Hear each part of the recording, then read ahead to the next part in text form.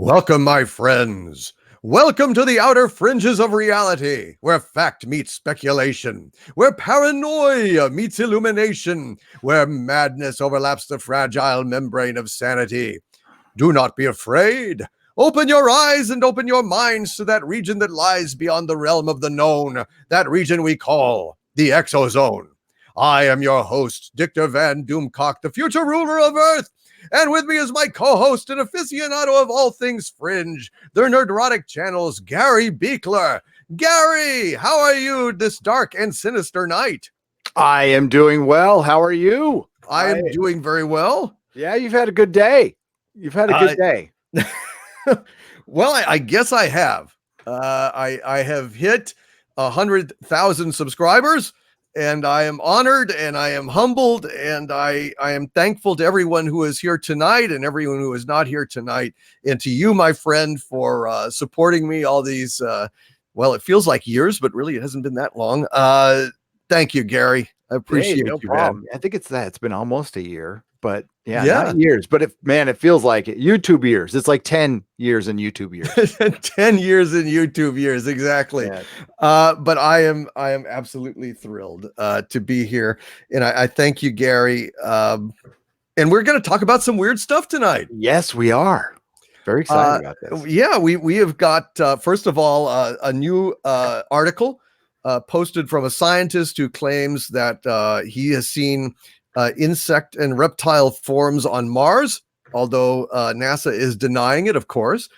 So we will talk about that. You have got something cool about the Tic Tac UFOs, if I'm not mistaken. I do. Apparently, some information that was initially reported, then denied, turned out to be true on the initial report. So yes, we will get to that for sure. That sounds fantastic. And finally, I want to talk about some urban legends, just to have a little bit of fun, take advantage of the dark night. And I think it's going to be a kind of a blast, you know. Especially, I want to talk about the back rooms. One of my Legionnaires sent me a message about the back rooms. And I want to talk about this urban legend and see what you think about it. Yeah, I've not heard that one. I know. I know. I'd never heard of it before either, but it's very, very intriguing. And so I am kind of excited to talk about it. Is it kind of like when you go shopping and they say, "I got it in the back"? The mythical. Actually, it's not. That's not that far off, dude. Really? But what is in the back? That's the thing. That's yes. the thing. And yes. I'm going to cover that.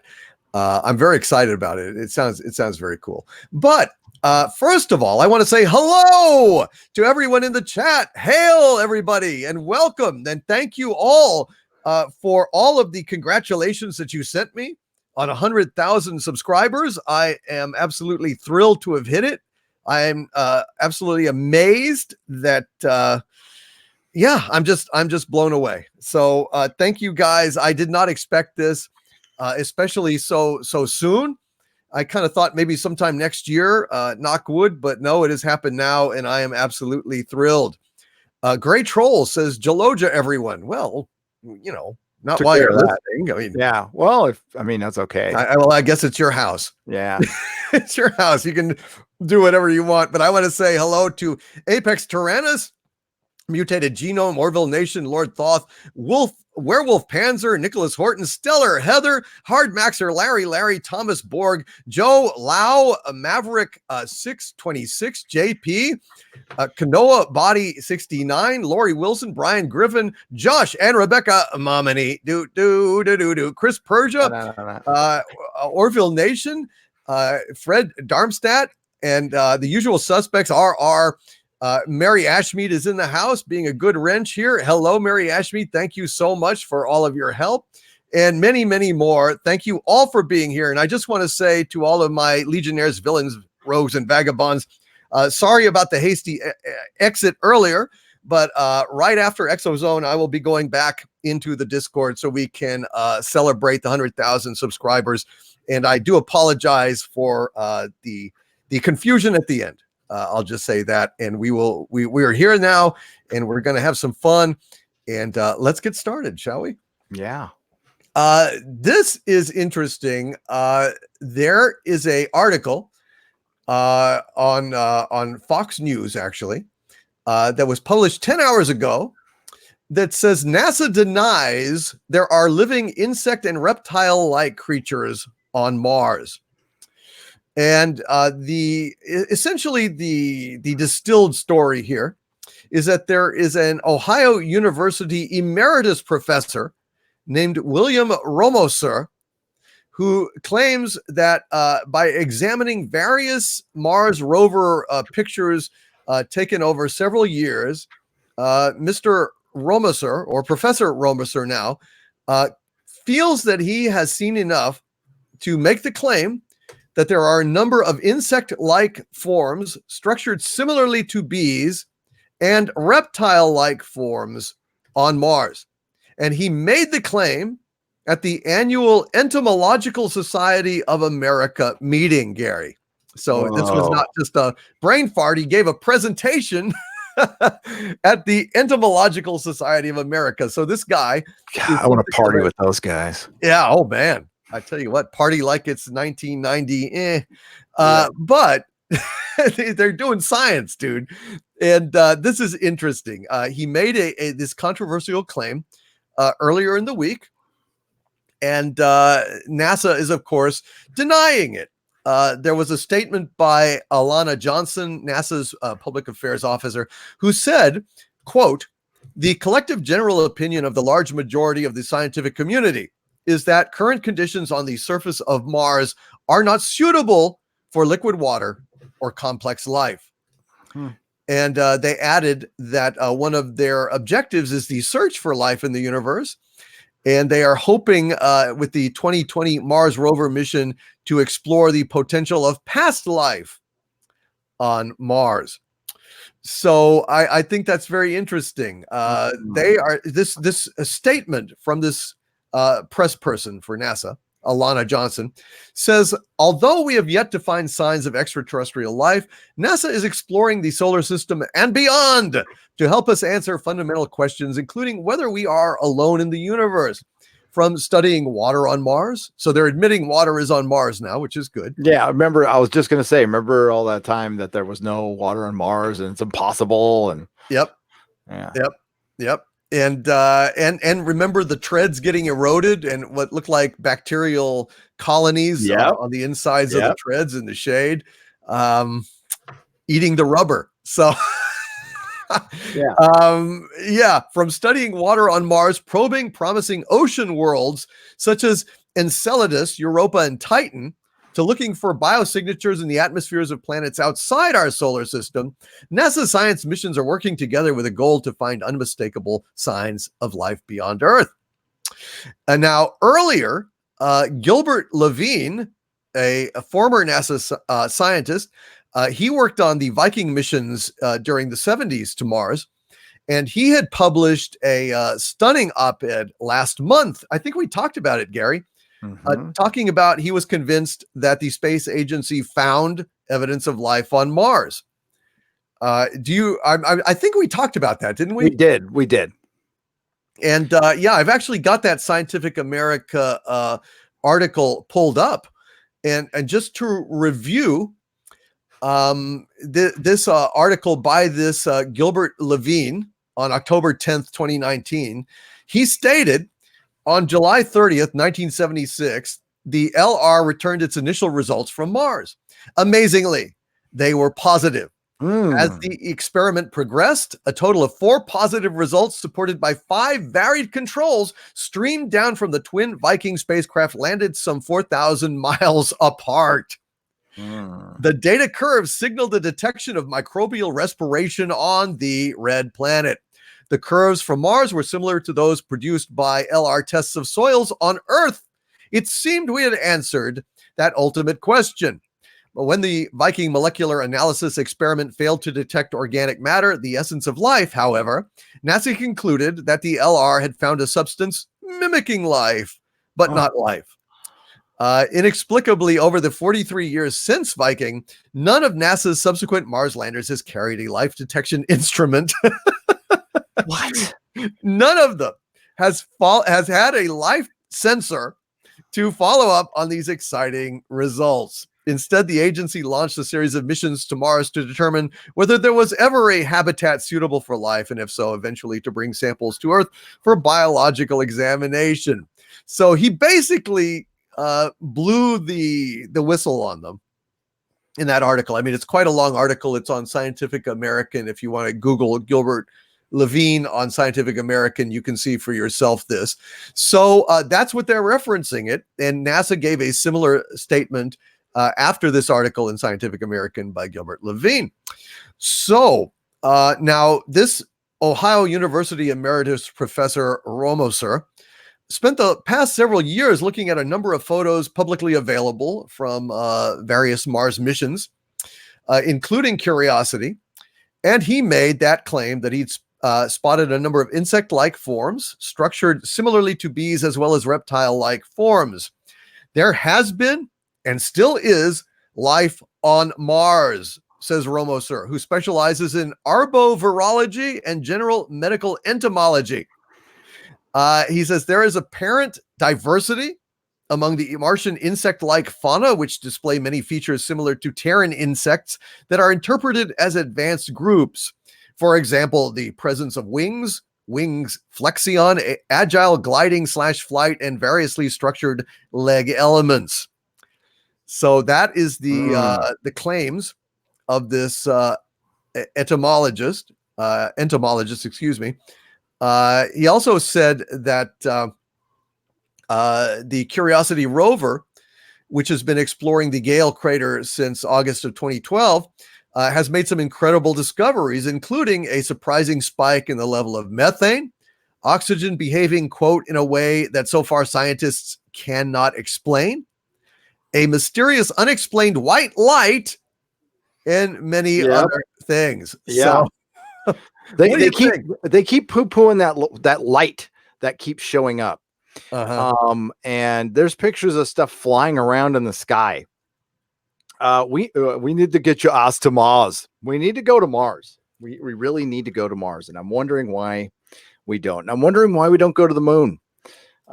We keep hearing cost, balderdash, I say. That doesn't stop the government from pissing away money. Yeah, I think considering the tardigrade, considering that they just found life near those vents in the ocean where they said there's no way life could live. Did you remember hearing about the scientific study on Mercury about microbial life being in the atmosphere, in the upper atmosphere, where the temperatures are like pretty much Earth-like temperatures, because it's so freaking hot on Mercury that when the further you get up, there's areas where it's like 75 degrees. And yes, and they have those black clouds and stuff that they they don't know for sure, because that's actually a hard place to get anything to. Christ, we can't even go to Venus, which is much closer. That's another bizarre planet. Yes. But Mars, I think Dr. Manhattan's up there, and he's got Ozymandias imprisoned. No. And no, I think I think like winged insects, that would be fascinating. And why not? We're finding things here that should not exist. Especially at the bottom of an ocean near a vent. I mean, forget the pressure. What about the temperatures and all the sulfuric acid and then the methane gas? Where does methane come from? Biological compounds, digestive. I mean, I think it's fascinating that they're trying to claim this stuff is I don't know. They're just kind of not talking about it. Well, you look at the volcanoes, Olympus Mons. It's a volcano as big as a state. What if that erupted? That would wipe out all life anywhere. And I mean, it's a massive volcano. And then just look at the surface. I mean, something very bad happened on that planet. And then there's the giant asteroid field next to it too. It has bizarre looking moons. It's got, and the monolith on the moon. Let's not forget that. Absolutely. Apex Tyrannus in the chat is saying you can live on Venus in floating city filled with air at 100 kilometers and walk outside with nothing but an air mask, people. So apparently there is a temperate zone even on Mars. I mean, at Venus, excuse me, Venus. Yeah. Yeah. That is spooky. That is weird. It is. It's very bizarre. So you could definitely have flying kind of creatures, flying ray-like aliens up there in that temperate zone that never go farther down or farther up. Yeah, no. And I remember reading a few places that Venus shouldn't be that hot. Like really? Planets generally don't get that hot. They're usually cold. And the atmosphere is bizarre, and it's actually not far off from being it's an imbalance. But yeah, it's fascinating.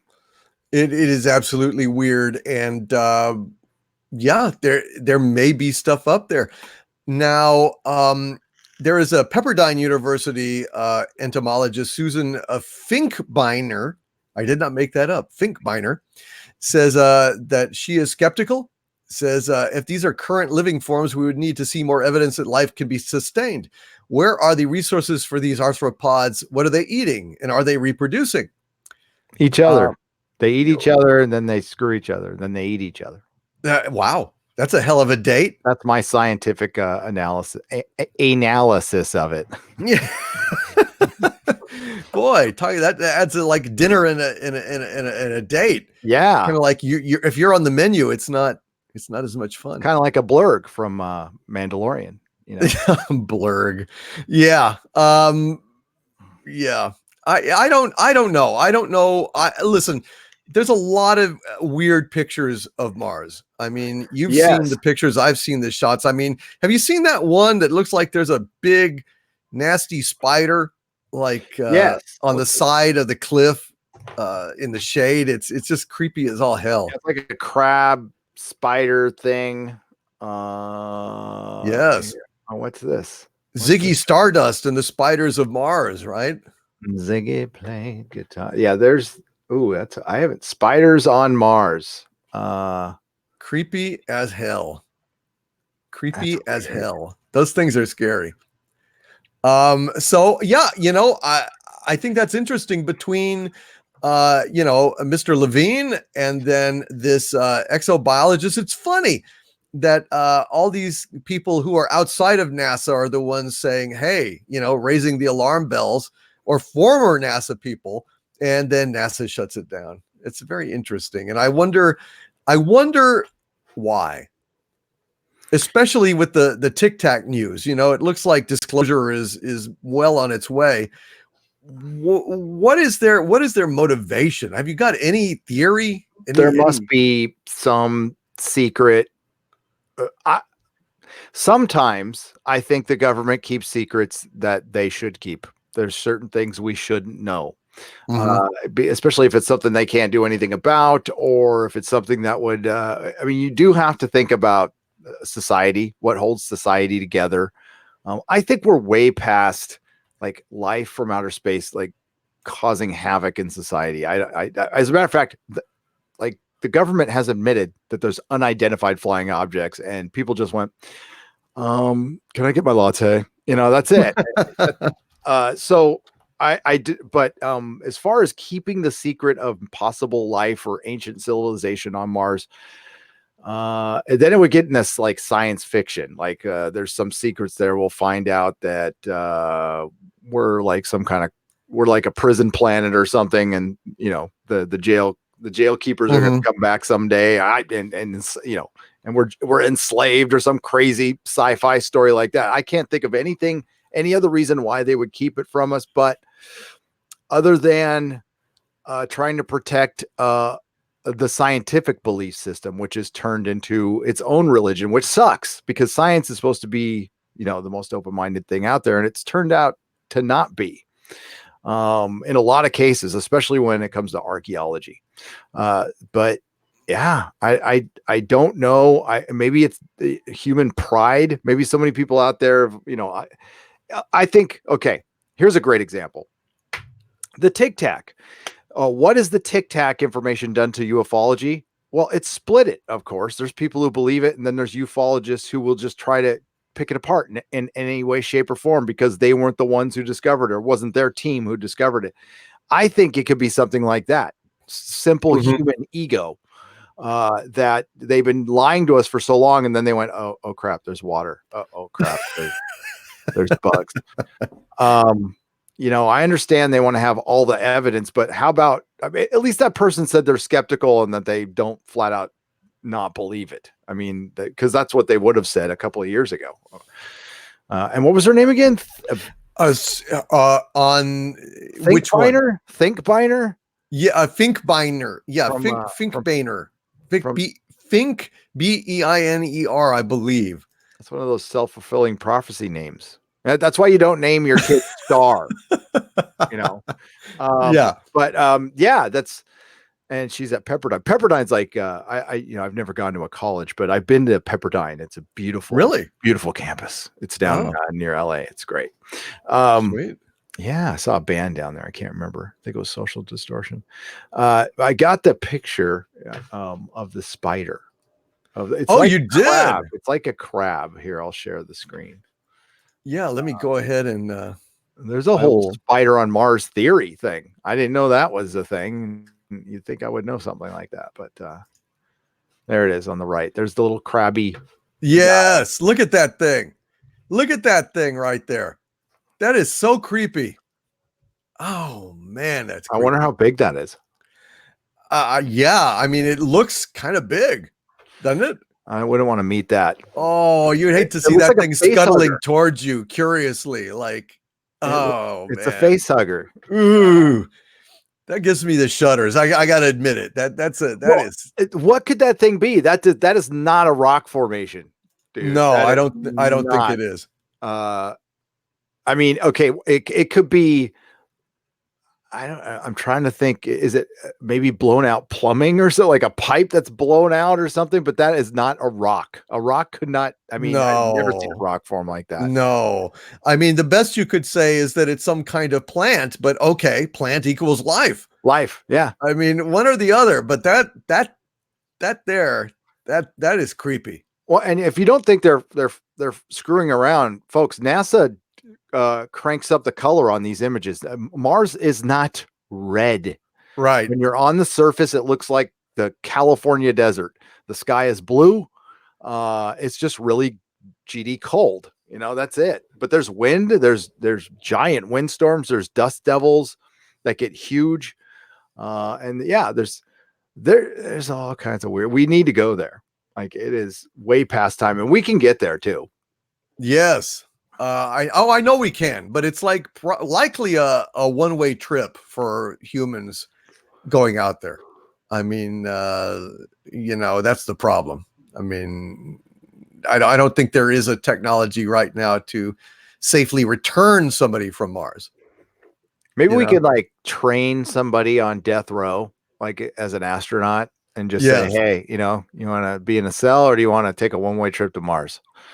That's possible. But then, of course, what they might do is like get up there and say, screw it, I'm going to Vegas, and like, turn the wheel and flip some switches, get over there, go to Vegas. Like Con Air. Whoa, there's your sequel to Con Air right there.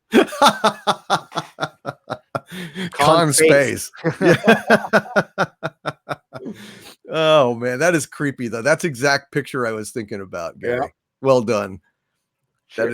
That is disturbing. Ooh, I know. Ooh, I don't. Makes me want to shiver. God dang, that's creepy. Wow.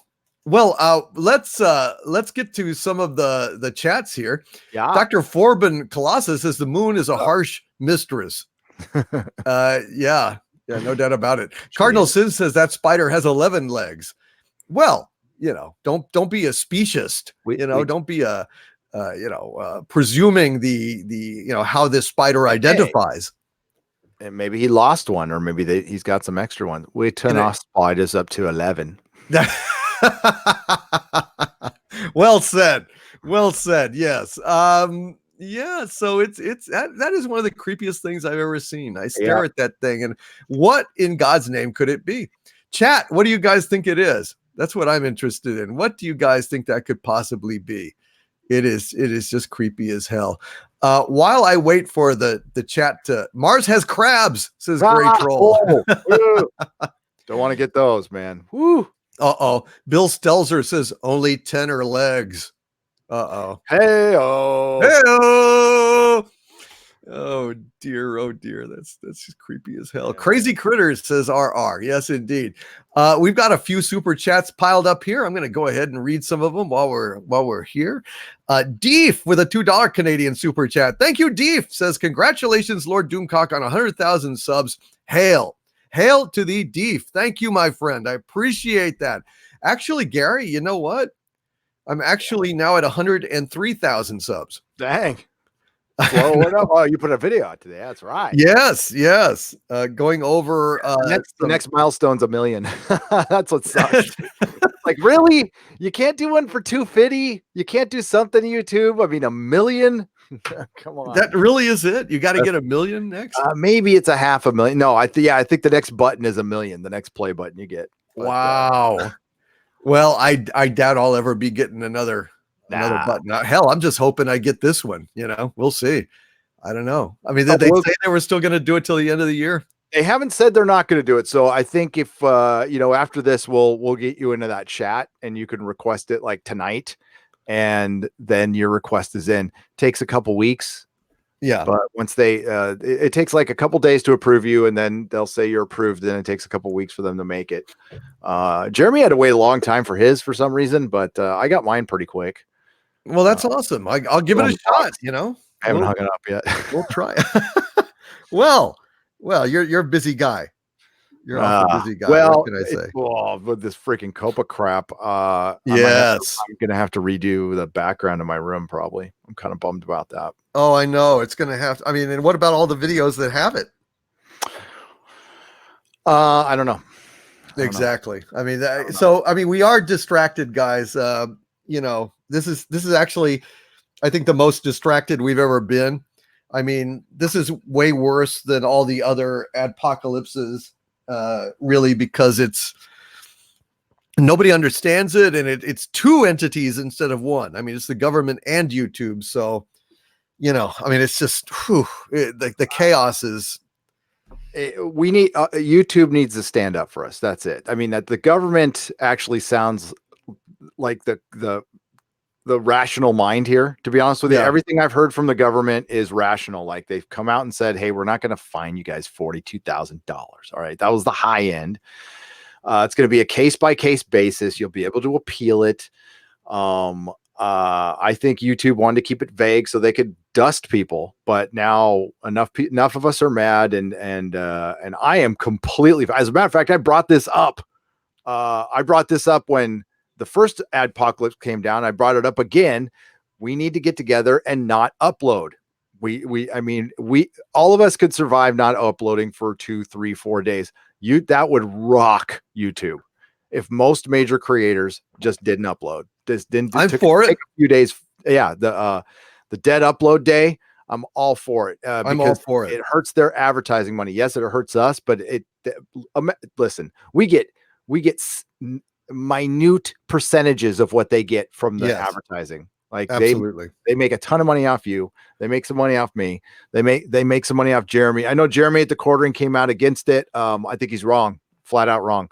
I think making Copa videos makes them money, and they're going to just ignore them. I think if we don't do anything, and listen, I'll spend those days. I'm 5 miles from YouTube. I'll make a sign and start screaming at them for a day. I have no problem doing that. But if anybody else is here in the Bay Area, YouTube is in San Bruno. Yeah, well, real close. Boy, that would make a hell of a demonstration, wouldn't it? Yep. And this is like independent creators, and I don't want to like form some stupid union or anything like that. That union, no, I'm not for that. But I'm for us banding together and doing something, because I've already gone through this experience with the comic store owners. We tried to get together, and there was again, I don't mean I like Jeremy at the quartering and stuff, but that's what I heard from a lot of comic shop owners. Oh, we can't do anything. That's not going to hurt anything. That's not going to change anything. And the comic store owners didn't do anything. They didn't band together, and now they're dying. So, I mean, it's just life or death. That's all it is. It's just your channel. That's all. That's all. It's just our channels and everyone's entertainment and one of the coolest things ever made, which is YouTube. But hell, I mean, I'm not just mourning it for myself. I'm mourning it because I would miss YouTube terribly. Yep. Oh, I mean, Disney Plus and Netflix are laughing right now because we are killing them. And YouTube just is so stupid sometimes. They don't realize that I just got back from a parent teacher conference, which was a headache enough already for like patience is sitting through a parent teacher conference at a San Francisco public school. If you're not a socialist, okay, that's patience. Every single kid had his freaking phone out and he's watching YouTube. They're not gaming. They're not watching freaking D Plus or Netflix. They're watching YouTube. I mean, I don't want to sound like I'm bragging or anything, but kids recognized me at the school as a YouTuber, which was surreal as itself. Wow. That's fucking weird. That's the first time I've ever been recognized in my home city ever. But I got recognized twice today. So it's a big deal with kids. YouTube is the big dog and they need to start acting like it. And you know what? The advertisers should back us too, because they're making a lot of money off this. They've been really quiet about this. I wish they would band together. I wish Susan Wojcicki would come out and give us some clear, defined rules. Am I going to get nailed because I have action figures on my wall behind me, even though I mean, the percentage of my audience that's 13 and under is barely 1%. So, and you know what? They could do something about it. They could totally do something about it. But, and the only reason you mark my video is not for kids, that's to cover YouTube's ass. That doesn't help us at all. No, at all. And actually it's kind of, blackmailing us to do it, there's nothing right about this. And it's government interfering with independent. It's government interfering with independent creators, small businesses. That's what we are. We're small businesses. We're attached to a giant corporation that did screw up. I'm not saying they didn't screw up. They should have paid their fine. I don't want creepers on this channel, and I think they should do everything to get rid of them. But this is totally an overreach. And there has to be some common ground besides YouTube just arbitrarily doing something and not talking to us. I want to live in the rules. I really do. And I know you do too. If you don't want me to cuss, I won't cuss. If you need me to change something, I'll change something. But talk to us for frack's sake. I agree. But actually my strategy now is to cuss. Because I would much rather, I want to make it quite clear that this is not kid content to the FTC. So F-bombs are going to be sprinkled sparingly, but throughout the video. And if I get it demonetized, it gets demonetized. I don't know. But, the number one concern for me is not to get the hell find out of me. So yeah, I hear you. But yeah, there we go.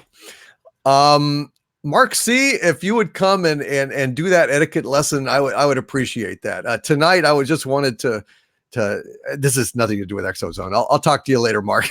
You want to come do that? That'd be great, though. Thunder Robots with a $5 super chat. Hail, Thunder Robots. He says, I think I figured it out. Earth is the galactic highway tourist trap, and that's why aliens come here. Oh, wow. Come for the cows, stay for the anal probes. I think that's the tourist slogan for Alien Tour Co. We're not we're like the Navy destination, like San Diego used to be back in the 70s and 80s. all the pleasure houses and porn, and that's kind of what Earth is. I can see that. I guess maybe so. They come here looking for a good time, and what says good time better than conducting anal experiments? It's just Earth, the Tijuana of the galaxy. That's right. And Kurtzman is the donkey blanker. He is. Kurtzman and Abrams, it runs the whole, is the donkey's pimp. Abrams is the donkey pimp. But yeah, I think that's it. I think we've hit on this. Well, that's it. That's what it is, folks. We solve questions here, man. We are mystery solvers. We do. We address the issues that no one else will address, which is a good thing for them. We shouldn't probably address it either, but we do because we're not afraid. We're not afraid. Mary Ashmead says, wasn't there something that came shooting out of the black hole in the middle of our galaxy? Really? What are you talking? What are you talking about, Mary? Yeah, I don't want to hear that because if it was gamma, we would it's speed of light. So by the time we found out, it'd be over. Oh, geez. Well, that's just like that. The star that's dying that Michio Kaku was talking about. That's it's very strange because it's in the constellation. Who's the guy with the bow and arrow? What's Apollo, Artemis? Yeah, it's something like that. Well, Cupid?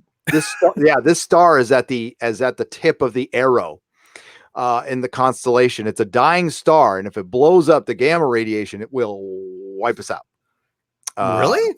Yeah, we're done. And we'll have like a nanosecond of notice. What? Yeah. Well, the distance must be vast. It is. It's a 250,000 light years, something like that. Well, how the hell would it go faster than the speed of light? It won't. But the thing is, it could have already happened. We don't know because it's going the speed of light. So by the time the light actually gets there, we're done. Shit. Well, ha. Guess what? I think the Yellowstone caldera will get us before that. So yeah, fearmonger. I'm not worried. I'm going to be long dead because of the Yellowstone caldera. So yeah, I'm not afraid. I'm afraid of the Yellowstone caldera. Basically, that's what I'm saying. No, I think we all are. You and Joe Rogan. Well, Joe's smart. You know, I mean, he knows what's up. He knows what time it is. Nicholas Horton with a £2 super chat. Thank you, Nicholas. He says, congratulations on reaching 100,000 subscribers. Thank you, Nicholas Horton. I am stunned. I feel very strange. I mean, it's kind of a good feeling but really it's kind of, I don't know, it's humbling, it really is. I don't feel more, braggadocious or full of myself. I feel kind of less, and I feel kind of, no, it's very real.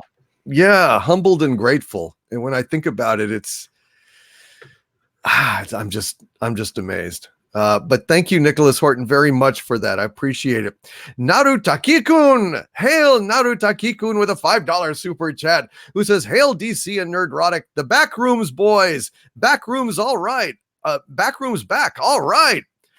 Yes, Narutaki-kun. We are going to get into the back rooms here shortly. I shared screen the WR-104, the real Death Star.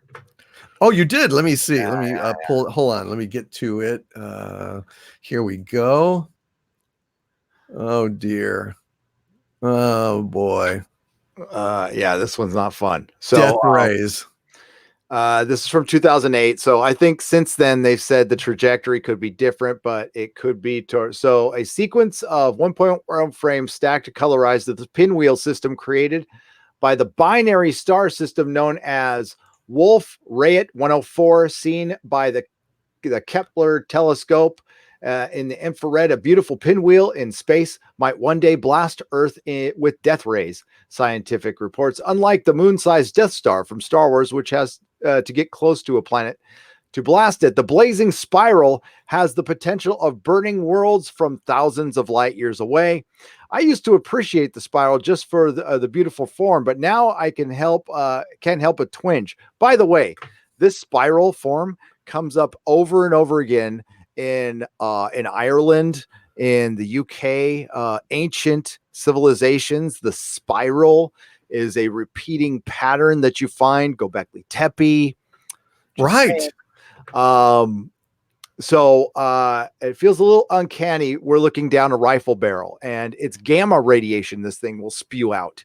And it Oh God. and Doesn't yeah, it just turn us into the Hulk? it would. It would. Gamma ray bursts are the most powerful explosions known in the universe. They can lose as much energy as our sun during its entire 10 billion year lifetime, and Oh. anywhere from milliseconds to a minute or more. The spooky thing about the pinwheels, it appears to be nearly perfect spiral to us. According to the new images taken by the Keck telescope in Hawaii, it could only appear like that if we're looking nearly exactly down on its axis of the binary system. So yeah.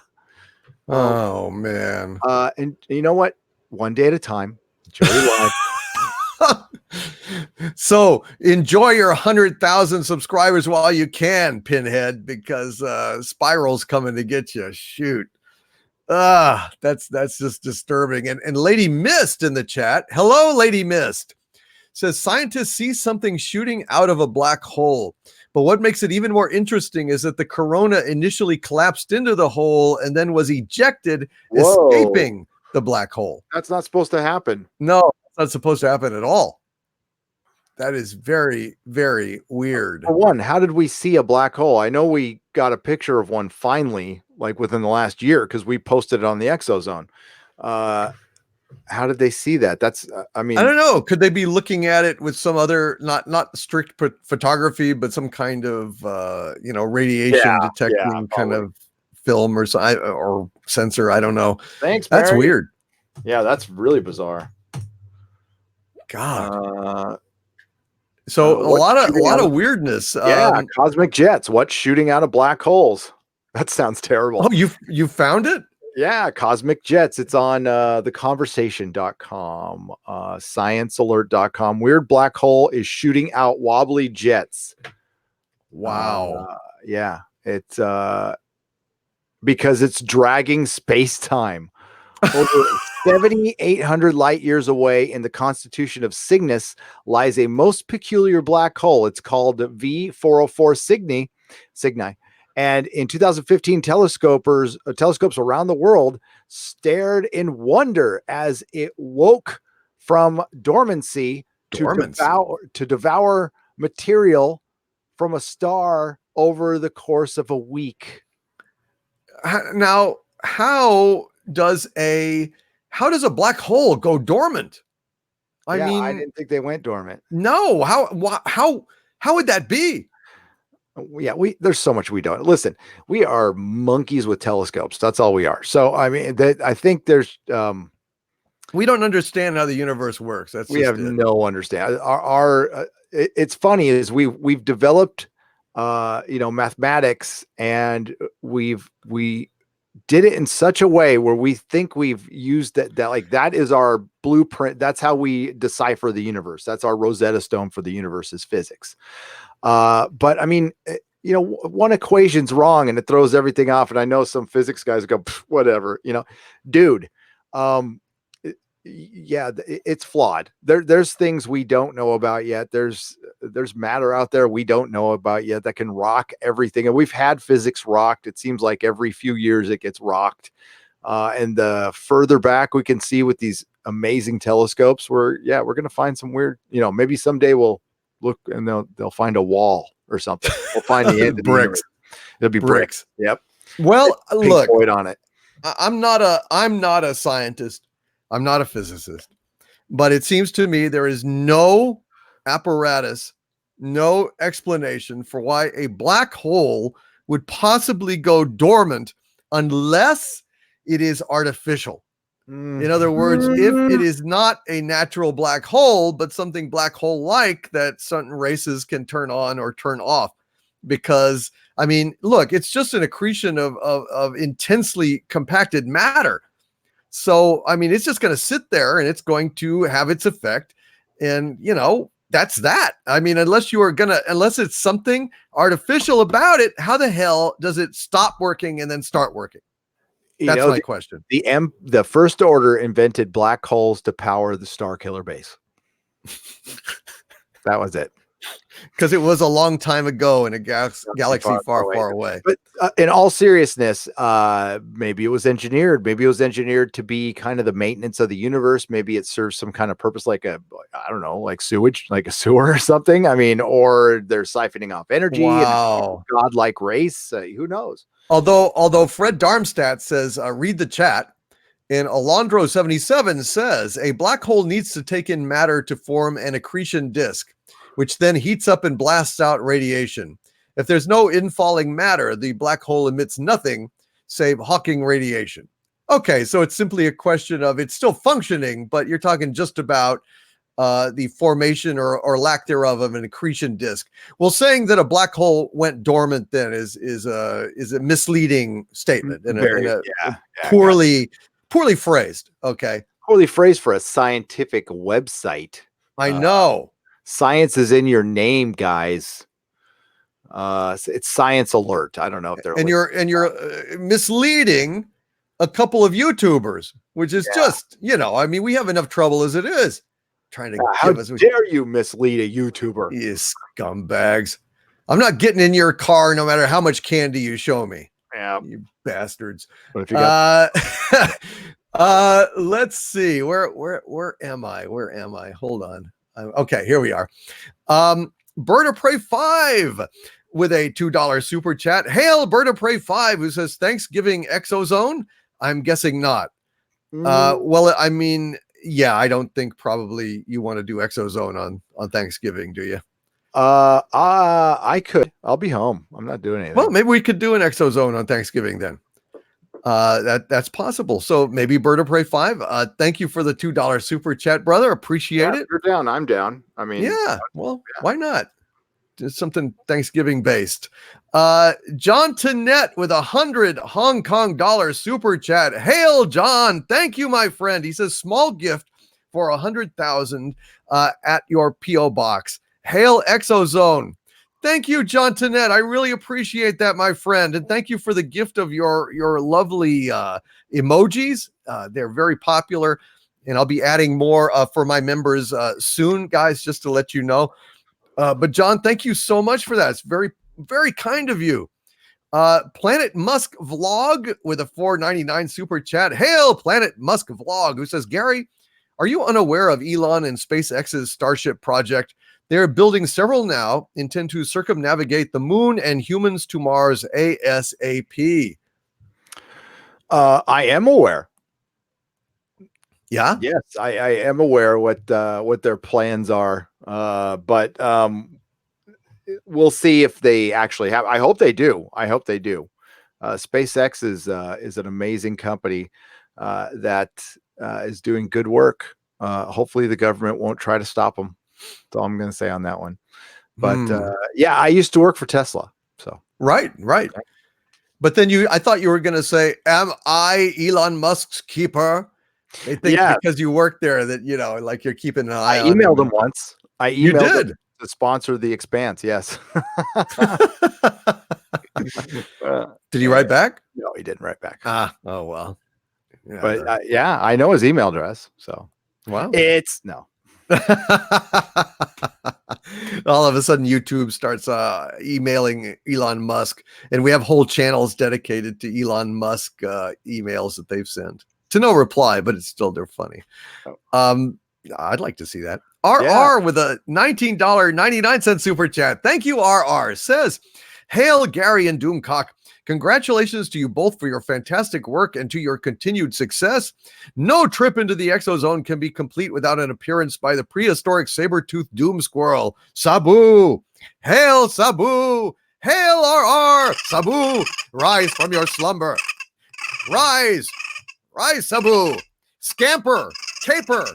Gather ye nuts while ye may. Carpe nuttum. All right, Sabu, calm down. Get those nuts. Sabu. Go to sleep. Got to get those nuts. Get those nuts, boys. Got to get those nuts, boys. Got to score the N. Thank you, RR, and thank you for the congratulations, and thank you for the very generous super chat, my friend. I'm very appreciative of that. Glenn Saunders with a $5 super chat. Hello, Glenn. Says, did you see the most recent Ancient Aliens? More data / witnesses coming forward to back up Bob Lazar. definitely made up for the tattoo episode. I'll have to watch that because I dipped out because you said the tattoo. I mean, listen, I like tattoos. I've got plenty of them, but that sounded ridiculous. Somebody did send me an email with some Bob Lazar stuff. Interesting. So this next episode, a lot of witnesses coming forward but on Ancient Aliens. So they cover other things other than Ancient Aliens on that show. They're in their 14th season. I think they're just reaching. They're tired. There's only so much past to plumb. Yeah, it was. I'm getting a little worried about Giorgio too. He looks so healthy for the first like 10 seasons, and I don't know. I mean, maybe he's just getting old like me. But perhaps. Well, you're not old. You're classic. You're a classic chassis. I like classic chassis. Barry Geekler with a $5 super chat. The well-named Barry Geekler, thank you, sir. Says Nerdcock, Doomrotic, what's cracklin'? Well, we've got life on Mars, perhaps. The chances of anything coming from Mars are 1,000,000 to 1, they said. You like that album, War of the Worlds? Have you heard it? War of the Worlds, like the Jeff. Oh God, the ELO guy. He did that, with Richard Burton. No, I haven't heard that. Are you serious? Wow, it had the song "Forever Autumn" on it. Maybe that was a hit. Justin Hayward, did some songs on the album, and it's all basically a opera. Set in the 1800s when set in that kind of steampunk Victorian era. It's really cool. Okay. Yes. I've heard. Man, it has been years. I had to look at the cover. It's actually my mom had this. It's a hell of an album. Got Richard Burton in that. No one would have believed in the last years of the 20th century that we would be watched. Yeah. Oh my God, I haven't heard that since I was a kid. Yes. I need to get that now. Finally, I headed eastward to the ocean, and my only hope of survival, the boat out of England. Yeah, I love that. It's good stuff. Jeff Lynn, thank you, McLally. Yes, Jeff Lynn. It's weird when things like just completely fall out of your brain, and that was just not in my memory banks at all. It is fantastic. And I just wanted to say, Hecate's daughter says, I have that CD. It's the story read by Richard Burton. Yes, Hecate's daughter. Indeed. Psycho Dwarf 9 with a $5 super chat. Thank you, Psycho Dwarf 9, very much. And thank you, Mr. Geekler, as well. Barry, appreciate it. Psycho Dwarf 9 says, in Amazon frogs, immature males are the menu until the females estrus. Well, isn't that just standard procedure? It's like, anyone that doesn't believe that has not heard Maneater by Hall & Oates. I mean, Maneater, it says it all, Oh, here she comes. Watch out, boy. Chew you up. That's right. We'll chew you up. And apparently this is the same in frogs everywhere. Of all the lily pads and all the rainforest and all of Brazil, she hops onto mine. Thank you, Psycho Dwarf 9. Southeastern Kaiju with a $5 super chat. Thank you, Southeastern Kaiju says, how could we be more enslaved than we already are? I might enjoy our alien spider masters more than our current political class. Hail, Southeastern Kaiju. Well, the beautiful thing about alien spider masters from Mars is that they don't really have lawyers. They're not litigious. They will eat you, but I think it's more straightforward. It's just a more kind of a less weaselly way of relating to your slaves. Don't you think? Yeah. I mean, give them a shot. What the hell? They can't screw it up any more than we have. Alien spiders, come on down. I don't want anything coming back from Mars. Okay. I don't think alien spiders would come up with COPA. No, I don't think they would. But I tell you what, I think there is microbial life up there. Oh, God, yes. I would not bet my life that there wasn't. In fact, if I had to choose one or the other, I would probably say I believe that somewhere on Mars there are microbes. And you bring those damn things over here, God knows what'll happen. Hell, there was like microbes apparently in space. Yep. Eating at the International Space Station windows, folks. Remember that? Yeah. I mean, life finds a way, as Jeff Goldblum says in Jurassic Park. So I don't want anything coming back from Mars. I don't want any samples because that shit gets out of the lab and we are probably all dead. You know, we've been almost wiped out before by plagues like the Spanish flu that swept the world. I forget what year it was. Killed 1918. like, God, how much of it was a lot. A huge percentage of the planet. I'll look it up, but it was Yeah. 1918. It was right after World War One. Right. And that killed so many people. And that's a terrestrial virus. You get some extraterrestrial thing that no one here has any immunity from. Good luck. Good luck. Yeah, and they buried the people in lead coffins, and Smart. and then they started digging them up a little while ago, which was not smart. Not smart. See, we're devolving. We are devolving, folks. 1918. See the chat. We just have to ask the chat, and they know. They know everything. The chat knows everything. It's fantastic. The Andromeda Strain, Michelle P. Yes. Yes. Man, that was a good movie, by the way. That was a very good movie. You ever see that, Andromeda Strain? I have not. 70s? I have not. That's one of those. Good. Yeah, I got to see that one. They had Crichton. Michael Crichton. It was one of his early ones. It was quite good. And my dad used to like that movie. And they had a group of scientists in there, and you know, they would investigate these hot zones, and you know, I found this alien bacteria. It's really cool. But it was interesting that one of the scientists that were in charge of the safety of the facility, it was the what do they call it? The odd man out safeguard. This was a guy. It had to be a guy that was unmarried and had really no family to speak of, that would do the right thing. And if the virus was on the verge of escaping, like basically seal the facility and kill everyone in there rather than let it out. This is a cool, well thought out science fiction. You know, it was not kind of gee whiz science fiction. It was more kind of plausible, near future type stuff. The original Andromeda Strain was great. Joshua Calkins with $1.99 super chat. Thank you, Joshua. Says some bound skulls have more space inside. And 103,000. Thank you, Joshua Calkins. I don't see how that's possible unless they're TARDIS skulls. 50 million people. It killed 50 million people. Can you imagine? Can you imagine the horror? And yes, D. Lunar Fox. Actually, I did read the novel of the Andromeda Strain when I was a kid. I did. James Crow says, I just watched a documentary on the 1918 Spanish flu. It started in a little boot camp training center in Kansas, carried on during the course of the war, and killed more people than World War I itself. Yep. And it was from a bird, right?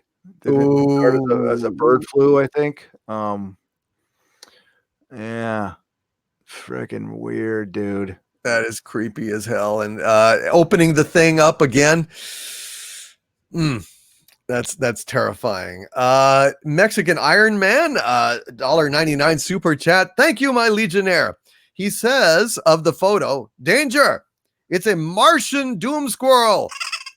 Doom squirrel from space. Doom squirrel from space. Damn, that's terrifying. Oh my God. Ooh, I got chills. It's good. I wish this was Halloween. I'm starting to get scared here. And Bird of Prey 5 says 50 million when Earth population was smaller. It was like a billion today. Think about it. I mean, the population was so much smaller. So basically, if that's the case, then it killed like a seventh or an eighth of the population of Earth. Wow. Yeah, I could scare you even worse. Yeah, go ahead. I could scare you guys even more. Okay, so we have been my old business partner. I took on a business partner for a little while named Roger. He was a pharmacist, and he was telling me that antibiotics have not been updated in years, right? Because of the surplus, and they're not making anymore, so they're completely out of date. And there could be a super virus coming along that they will be ineffective, and then they'll have to go back to the drawing board and test it, and it would take too long. Yes. So yes, that's why I'm like, I only take antibiotics when I absolutely have to. It's not good to take, it just because they're anti-bio. So Yes. God, I had an infection so bad, Doomcock, I had to take antibiotics and then probiotics to counteract the antibiotics Wow. in my eye. It was terrible. Sorry. Wow. Wow. That is creepy. And actually, Gary, the real problem, and this highlights why no answer is absolute, Yep. and why look, I'm a capitalist and I believe in the free market, but the free market does not solve everything. Nope. If you're an absolutist about the free market and no regulations and no government involvement, you're crazy. And this is a prime example of why. The goddamn pharmaceutical companies are simply, it's not about a surplus, it's the fact that there is no profit for them in developing new antibiotics. It's just not profitable. There's many reasons why, in terms of patents and so on and so forth. It's not a sexy thing. So they're not pursuing it, these pharmaceutical companies, and leaving us exposed.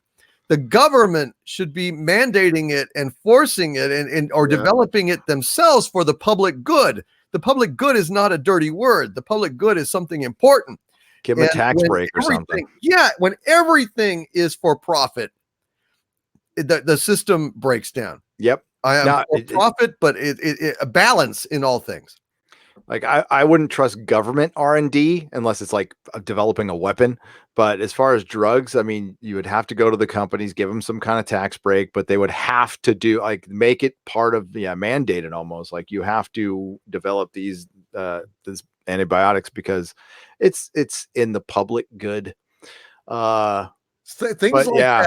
Things like that. Same thing with antitrust laws to keep Disney from becoming all powerful. So we start to see, not all regulations are bad. But the only bad thing about that is once you let the wolf in the door with the damn government, it doesn't stop with the regulations. They start. It's got to be a balance. That's the problem. There has to be. It's got to be a balance. There's no absolutist position in one way or the other. It's got to be right down that middle, that sensible middle. And that's what people forget in their, mad rush for ideological purity. Compromise is not a dirty word. Well, the middle, that we get things done. The middle is alt right now too. So did you know that? Oh, right. Well, of course. Yeah, of course. Oh my God. Mark C with a $5 super chat. Thank you, Mexican Iron Man, by the way, for that super chat. Mark C says Mars isn't red. Gary, you're ruining my ability to read and enjoy the Barsoom series. Ooh. Oh, you're attacking Barsoom. That's terrible. That's terrible. Barsoom. That's Edgar Rice Burroughs. Yeah. Deja Thoris. That's my girl. Deja Thoris. I like the one in the movie too. I like the movie. I thought the movie was good. I did too. I own it. I don't think I do. I've seen it though. It was a good movie. I liked it. Yeah, I did too. It's just they blew at the marketing and they blew the name. John Carter. Who cares? John Wick is like, I hate movies that are people's names. Me with too. The exception of John Wick, but I think somebody's name. I think it's such a cop out. Right. Somebody's name, and then it should only be their last name, like Hoffa. Okay, fine. That tells you the story. But if it's just like Bill Smith, I want to see a movie about Bill Smith. A regular guy doing regular things, which is odd in Hollywood because they don't do that. It's like not a guy, doing blow off somebody's butt or something, Right. Yeah. Right. It's like Jack Reacher. Yeah. It's like, oh, Jack Reacher. Oh, well, now I want to see it. Jack Reacher. Well, it's like, the fuck is that? Aaron Brockovich. I mean, just naming these things after, it's so lazy and stupid. I almost never go to movies like that. John Wick is the exception. Rocky says King Kane Rumsky. Yeah, well, Rocky, of course, is a kind of a venerable boxer name. So, but Rocky Balboa, that kind of sucked, right? In the fifth one or sixth one, they call it Rocky Balboa. I don't know. Space Apex Tyrannus with a $10 super chat. Hail Apex Tyrannus, who says SpaceX is starting trips to the moon in 2023, 50,000 per person, 2 days there, 2 days back. Wow.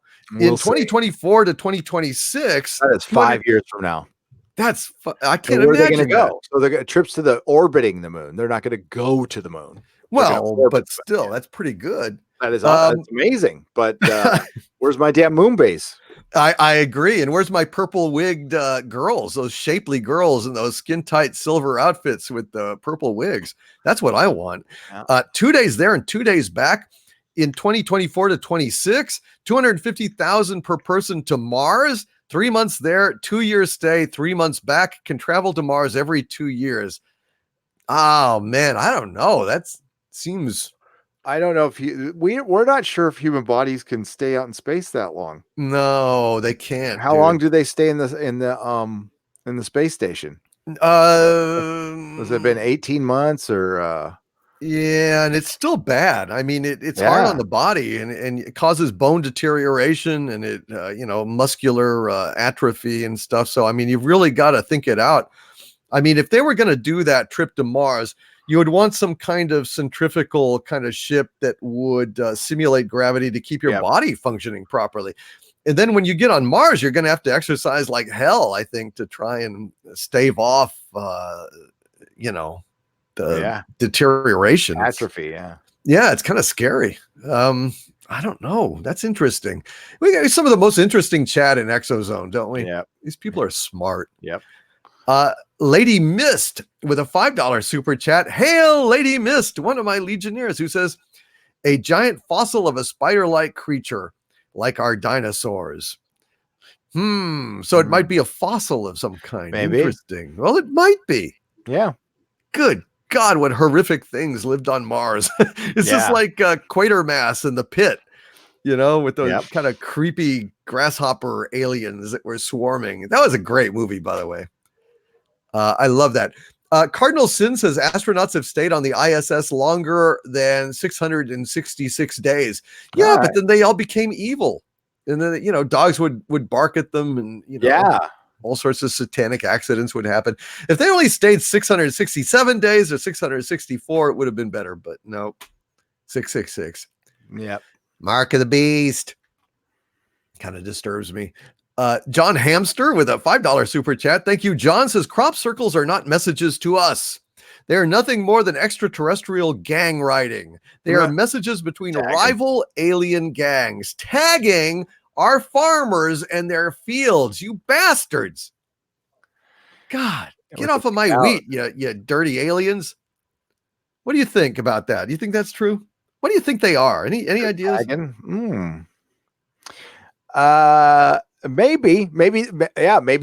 they're teasers like from Hitchhiker. They just come down here to mess with us, and that's what they do. They leave their little signature. Such dicks. Why not? Such dicks. Aliens can be dicks too. Aliens can be dicks too. I absolutely. I mean, the probing. Come on. Probe me once, shame on you. Probe me twice, shame on me. It's cattle like mutilations. I have not heard a single good explanation for cattle mutilations yet. No, and they're indisputably real. Yep, indisputably real. I mean, Linda Moulton Howe has done the definitive work on that. She broke that in the 70s, and there is just no doubt that it's a real phenomenon. The question is, who's doing it and why? It's bizarre. Yep. Absolutely bizarre. So I want to go ahead and get into this this message I got about the back rooms. Sure. I was tipped off to this by one of my Xanadu mirrors, and I was instantly intrigued. Okay. So the message went, I wonder if there's any chance of an ExoZone on the back rooms. It's a modern urban legend that if you enter the wrong door in a place that's not very well traveled, you end up in a realm of endless, nondescript, empty rooms that seem like something out of a long abandoned commercial building, all invariably a sickly yellow and fluorescent lit. Some claim to have entered them and found their way out through a door that led back to the normal world, but say that it would be easy to get lost in there forever. None of them ever reported seeing another person there. Other than the hum of the lights, it was always eerily quiet and totally empty. I thought it might be an interesting topic. Well, I looked into the back rooms, and I couldn't find a damn thing about it.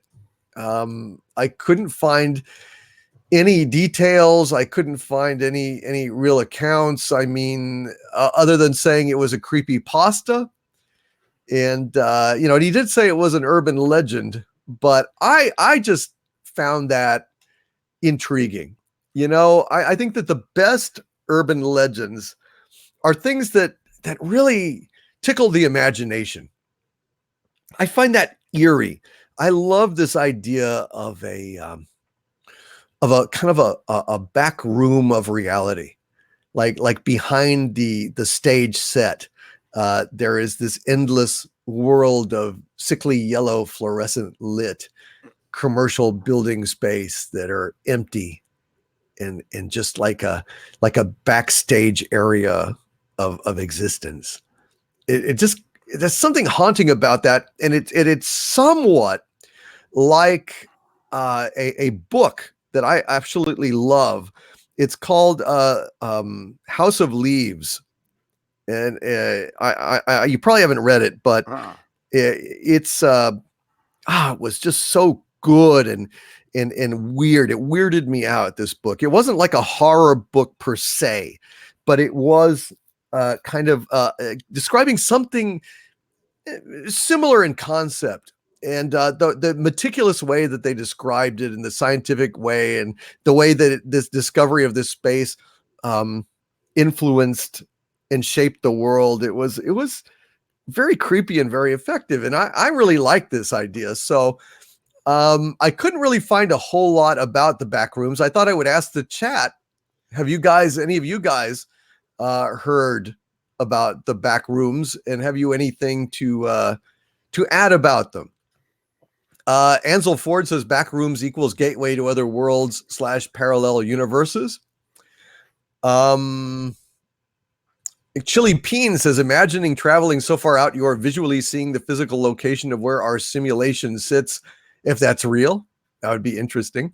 Michelle P says, House of Leaves is on my Kindle. LOL. I should read it. I really loved it. It really messed with my head. I mean, the atmosphere of it was incredible. It was kind of like one of those dreams where you have this sense of dread, but the monster never appears. That's kind of what House of Leaves is like.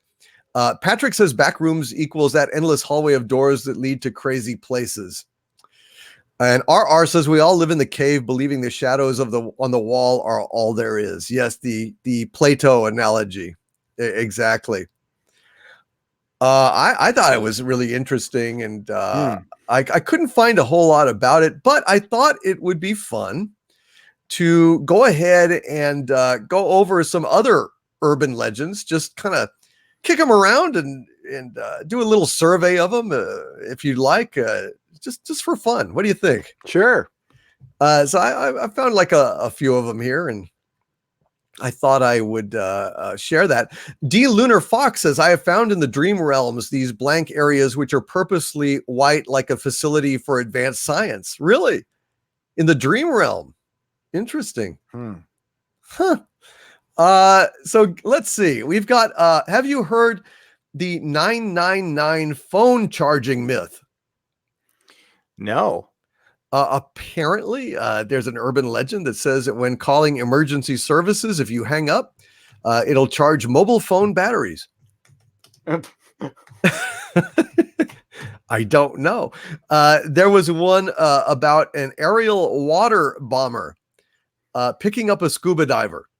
So basically, this is a urban legend about a water bomber, firefighting helicopter with a dangling, water bucket kind of thing, scooping up a scuba diver and then dumping him or her on a wildfire site. See, because they didn't know. I can see that happening. They didn't know they were getting a scuba diver. Yeah. Oh, Jesus. That's a bummer way to go. I like it. Now it says Snopes.com, which is an urban legend debunking site, reports there are no proven cases of this happening in reality. So, oh well, we can scratch that one. Yeah. C'est la vie. How about the ankle slicing car thief? What? Yes, it is an urban legend that tells of a driver that keeps hearing noises under their car when they're driving. They step out of the car to investigate and they pull over, and their ankles get sliced open with a knife. And when they are rolling on the ground in pain, a car thief emerges from underneath the car and steals it. Oh, Jesus. That's just mean. I mean, like, why would you do that? I don't know. It sounds. I guess also, everybody's got their fetish, you know. Yeah, well, it also sounds like hokum. It sounds like hokum. But still, it's a lot of fun. I mean, I love how these kind of urban folklore things kind of circulate, and what a crazy. I mean, it's kind of a variation on the old Hook story, right? Yeah. You know, where the lovers are out there and they're sitting there and making out in the back seat, and they hear this scraping on the roof, and it turns out to be a guy with a hook. He's loose. He escaped the mental facility or something. I love that kind of stuff. You know, it's goofy and it's weird. No, I like it too. But it's a lot of fun. Now, this is interesting. A black dog. Black dog is a name given to a being found primarily in the folklore of Great Britain and Ireland. The black dog is essentially a nocturnal apparition, often said to be associated with the devil. Its appearance was regarded as a portent of death. It is generally supposed to be larger than a normal dog, often has large glowing eyes. It is often associated with electrical storms, such as Black Shuck's appearance at Bungay, Suffolk, and also with crossroads, places of execution, and ancient pathways. So Black Shuck apparently is a one of these dogs that made an appearance in Suffolk. So I like that kind of weirdness. I've heard that one before. Have you? Yeah. Here it goes. Not always man's best friend. Terrifying black dogs of British legends. Aha! Interesting. Where did they find? They dug up one recently or last few years. Hang on. Dug hellhound in UK. Oh dear! Oh dear! Oh dear! Yes, 7 foot tall hellhound skeleton unearthed near. This is from 2015. I know I heard this before, and this could be bunk, but I remember hearing it. God, I don't want like stupid cookies. Yeah, 7 foot tall hellhound skeleton unearthed near ancient monastery in UK. Yeah, here I'll share the article with you real quick.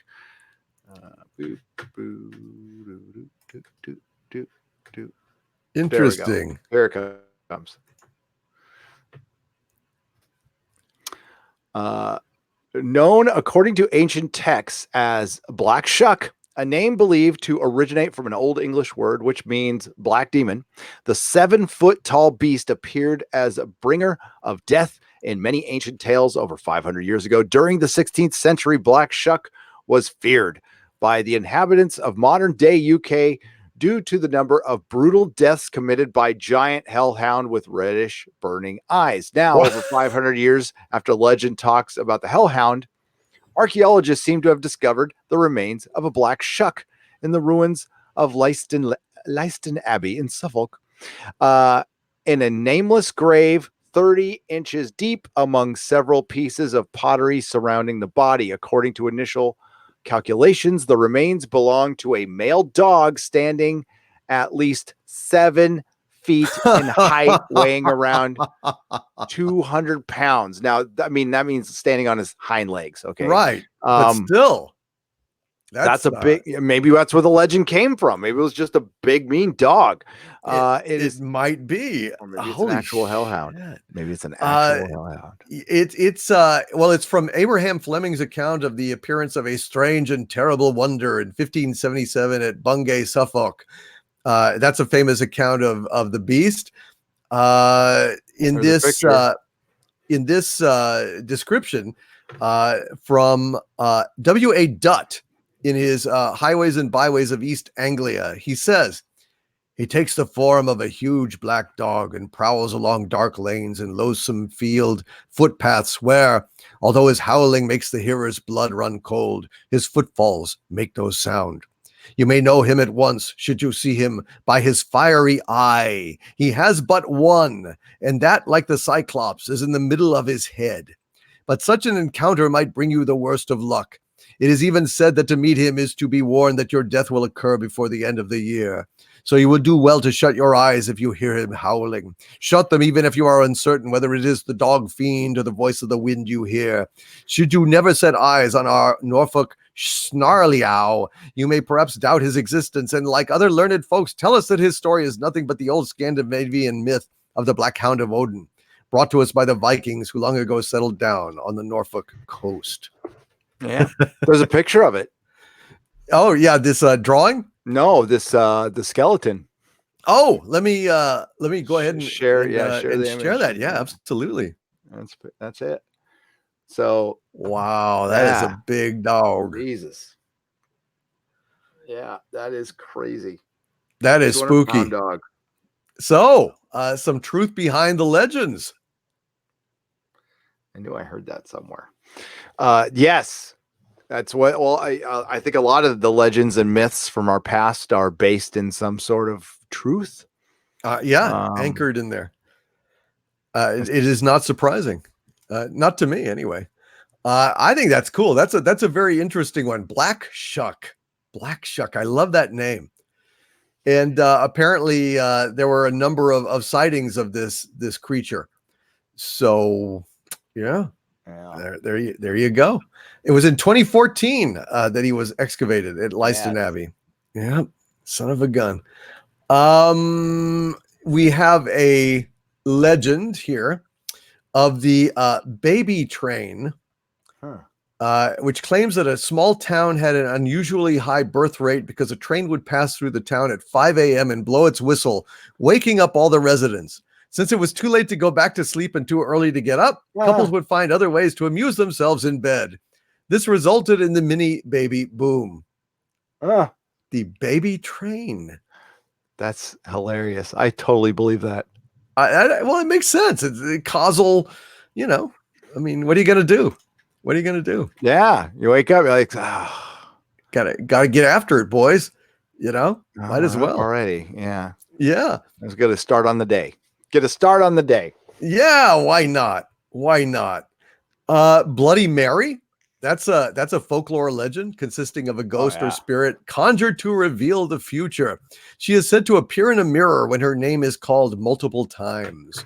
The Bloody Mary apparition may be benign or malevolent, depending on historic variations of the legend. The Bloody Mary appearances are mostly witnessed in group participation games. I tell you, I have never seen Bloody Mary. But then again, I've never been fool enough to stand in front of a mirror and say it repeatedly in a spooky voice because I don't gamble that way. So I don't know. Have you ever done that? Have you ever said that? No. Well, we tried when we were kids once, but no, we didn't say anything. I didn't want to do it. I don't do truck with the supernatural, you know? I don't like that. Let's check out some more of our super chats here, and then why don't we actually go into your Tic Tac news? Yeah. We'll wrap up on that. What do you think? Yeah. Sounds good. All right, let's see. We have here the Panigan. Hello, Legionnaire Panigan with a $10 super chat. I haven't heard from you in a long time, my friend. Hail, good to see you.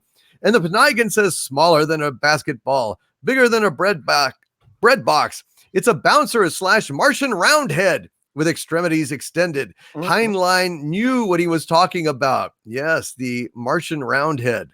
Yeah, from oh God, what was the name of that? It was one of Heinlein's books. I even read it. It actually had the Martian flat cat, I believe is what it was called. God, I can't remember. But Panigan, good to see you, man. Yes, smaller than a basketball, bigger than a bread box. It's a bouncer, a Martian roundhead with extremities extended. So I have some breaking news. Oh, what? Breaking baby Yoda toys will be available for Christmas, everybody. So there Oh you go. boy. Sleep Oh boy. tight. Yeah, I've actually heard some people saying they think it's cute. I haven't seen the second episode yet. It's cute. Come on, it can't be heartless. I mean, the reason it's cute because it's a puppet. It's a practical effect for the most part. I mean, there's some CG, but it's going to be a baby girl. That's the key to everything. So it'll cease to be cute at that point. And but I think it's yeah. It I might wasn't. it might be a clone of Yoda, right? I think Yoda and Yaddle yodeled and had a yaddle. But it might be. It might be. I mean, it's going to be connected to the rise of Soy Walker, and we've already had the Camino clone insignia. But that could also mean that the Mandalorian is a clone. Yes, it could. Which could happen. And who's he a clone of? I think that's an important part. But we'll find out. We'll find out. I'm still holding out hope that it's a girl. That's the Mandalorian. It's the I think he's going to have I think it's Remington Steele. I think it'll be, he'll definitely have a girl boss. And the girl, Gina Carano is going to come in. And according to Pablo Pascal, she can kick everybody's ass. Like she's the strongest one. Oh, okay. And unless they could say she comes from a planet with, dense gravity or something like that, which would make sense. Kind of like what they did in the Orville, but it's so played out. It's so freaking Disney. It's gonna go Disney on us. Don't worry. I don't know, man. We'll see how bad Russo Soy Walker is, and if it's bad enough, I think it will kill the appetite for Star Wars for a long, long time. I think it. I think that appetite has been killed for the normies. I think, the people who are fans of Disney Star Wars are going to stay fans, but the dumbest move they made was pissing off the EU fans. Yeah. Pissing off the EU fans was the single dumbest move they could make. I mean, listen, this old fart right here, I could move on from Star Wars and live, but my purchasing power was good. It was strong with the Force. I would have bought a lot of Star Wars stuff. Yeah. And they lost me. And, and you don't buy brand new Star Wars stuff from Disney either. No, not anymore. But pissing on the Skywalker saga, then it's meaningless to me. Yeah. It's just, I move on. But there'll be new Disney Star Wars fans, but pissing off the EU and Kathleen Kennedy coming out and saying, "Oh, we didn't have any source material." Freaking dumbest. Actually, that was dumber than what Bob Iger said. Yes. By miles. Yes. So sorry to get off it, but it is. It pissed me off. And I could just see the EU guys and gals their heads exploding on that one. So yep. It is it's a disgrace. And I can't wait to review it. I mean, oh my God. Yeah. I'm trying to pull every string possible. I mean, it's going to be impossible because if I doubt they want to do me any favors, but I'm trying to pull every string possible to see it early. Oh God, no. I'm calling in all my favors. All my favors. Oh, I know one of the guys who does promotions here in San Francisco you get an early screening a couple days early. It's those screenings they do. They do them for everything. I don't know if they're going to do them for Rise of Skywalker, but they've done them. They did it for Endgame. I called that person. I'm like, "Come on, dude, bro, dude." Did my best Freddie Prinze Jr. Bro, dude. Oh dear. Give me a solid. We'll see. Not a dime for the mouse, Dave Bob. 110. Hell no. Not a dime. June Wong with a $5 Australian super chat. Hello, June, says, "Hail DC. Will you start a pirate video app to keep broadcasting after the Illuminati takes down YouTube? That's how you plan to take over the world." I am laying plans and I am preparing for whatever comes, June Wong. I won't say what exactly those plans are, but they are being made. They are being made. Do not worry about that. I will not be silenced no matter what. We'll keep going. We will press on regardless. Hail June Wong, and thank you for that super chat. Echo Base Network with a 3 super chats in a row. Hail Echo Base Network very much, and thank you for all of these. $4.99, $1.99, and another $4.99. And he says, they say, hail Gary and DC, congrats on 100,000 subscribers. Thank you, Echo Base Network. I remember when you were struggling to get 20,000, and I was like, why? Finally, the internet realizes how great you are. Thank you, Echo Base Network. I appreciate that very, very much, my friend. Very, very much. That's very kind of you.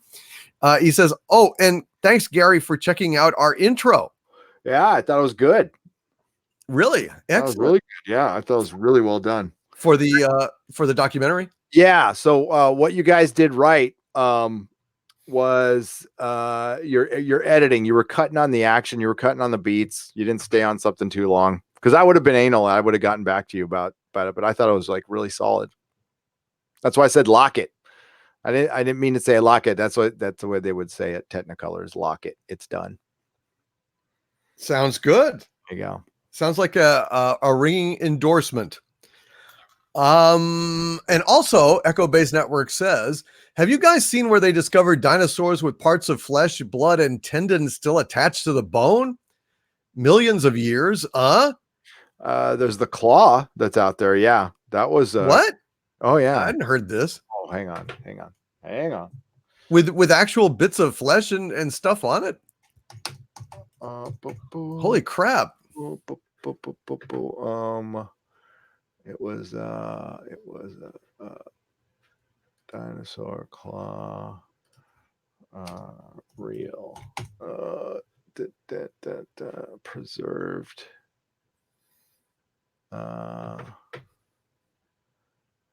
Oh, where is it now? That's a real. It's like a bird. It was one of the flying ones. Preserved here. Preserved in what? Soar. While you're looking at that, I got it. This is a extinct.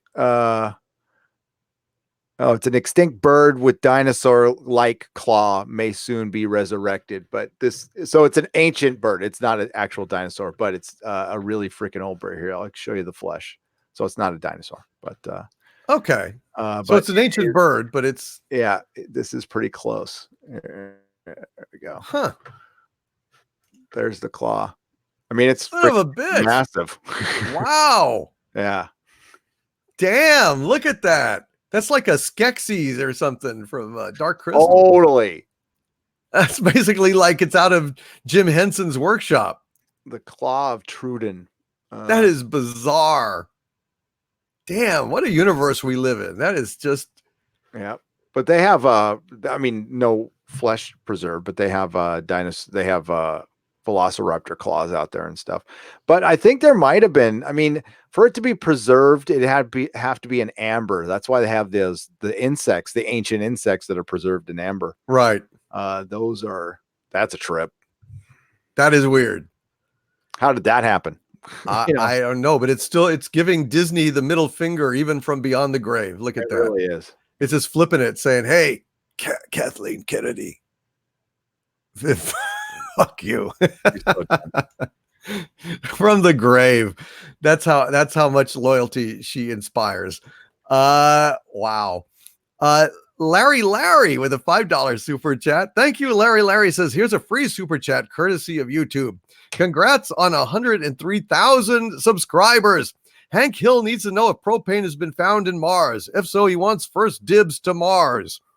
I tell you, I stake my claim to this planet on behalf of Strickland Propane, and I want to open the first Strickland Propane on Mars. Go ahead and sell the dadgum propane to those godless Martian spider guys. Sure, they're ugly and they're alien, but I'm sure they want their steaks to taste good too. And I'm committed to helping them out. Hank is a real humanitarian. Hail Larry, and thank you for the super chat and for the congrats. Sporking News Podcast with a $2 super chat. Thank you, Sporking News Podcast says, hail to two of the best ExoZone rules. Thank you, Sporking News Podcast. You rule, and so does the chat here. The best chat on YouTube. Our guys are the best without a doubt. Michelle P with $1.99 super chat. Thank you, Michelle P. One of Doomcock's darlings and a legionnaire of mine. Says, hail to the ExoZone, crypto, UFO, mystery, and more. Yes, even more. Probing alien jokes. That's, we cover all the bases here, Michelle P. And thank you for well, I'd say tolerating us, but it sounds like you actually enjoy it. So good for you. Toxic female enjoys the probing UFO jokes. I love that. I love being around these people. Kyle Johnson with a $5 super chat. Thank you. Kyle says the codename D-Virus Disney is slowly destroying everything it touches. No antibiotic can save us. Yeah, they haven't really worked up a antibacterial defense to Disney. The government used to have one. It was called Antitrustus, Antitrulus. It was a pill that protected the public from this kind of rapacious, unbounded acquisition of monopoly. But sadly, I don't know. We just don't seem to have that anymore, Gary. Maybe they've built up an immunity. I don't know what's going on with it. Yeah. Sad. Very sad. Me with $1.99 super chat. Thank you. Me says, are you excited for Bill and Ted 3? It depends. I'm leery of sequels and reboots and things like that. So I don't really know how I feel about it. Any comment about Bill and Ted 3, Gary? Or if it's going to be girl Bill and Ted, yeah. I really liked Bill and Ted. You can't go home again. It'll be, I'll probably watch it. I hope it's good. But I'm not like super duper excited about it. Yeah, that's kind of how I feel. I don't know how they're gonna do. I don't know. Yeah, I mean, if they try to do it, if it ends up being like Cobra Kai, which I mean, when I heard about the Cobra Kai series, I wasn't that excited either. But then I saw it, and it was great. So yeah, you never know. Exactly. Absolutely. 100% true. I love Cobra Kai, and it just goes to show you, you can never count a project down and out until you've given it a shot. But yeah, I don't know. We'll see. Apex Tyrannus with a $10 super chat. Hail Apex Tyrannus again. And thank you. Says, Gennady Padalka holds the world record, having spent 879 days in space. The moon is 1/6 gravity and Mars is 1/3 Earth's gravity. All better than zero gravity in the space station. No problem on the body with rehabilitation. Well, that's interesting. I don't know. I wouldn't want to test it on my body, but I guess it's possible. Yeah, that's interesting. Apex Tyrannus. He's got all the stuff. Apex Tyrannus has the scoop on these things. Very good source. John Tennette with $100 Hong Kong super chat. Thank you, John, very much, my friend. Hail to you, Legionnaire. He says in 2003 and 2004, SARS hit Asia, mainly southern China and Hong Kong. Reported 10% fatality rate. Unreported over 30% fatality rate in North Korea. China, Russia, South Korea, and North Korea itself put up massive military quarantine. Wow. Yeah, I seem to remember something about SARS, but of course, they do not report that kind of stuff over here, Gary. They just don't. Nope. And I mean, you get little inklings of it, but they downplay the seriousness of it. Like, for example, we have no idea what the hell is going on in Hong Kong on a daily basis, even though it's just messed up over there. There's so much going on, and it's volatile as hell, and it's almost like it's not happening if you're in the United States. We don't get any news. None. It's just totally messed up. I want to say to John, I hope you're listening. I have treated myself to some of your Yamazaki 18-year whiskey, Japanese whiskey, my favorite whiskey of all time. And I'm raising the glass to you, John. Thank you for being here. Thank you for all your support. And God bless you for introducing me to this elixir. Cheers, John.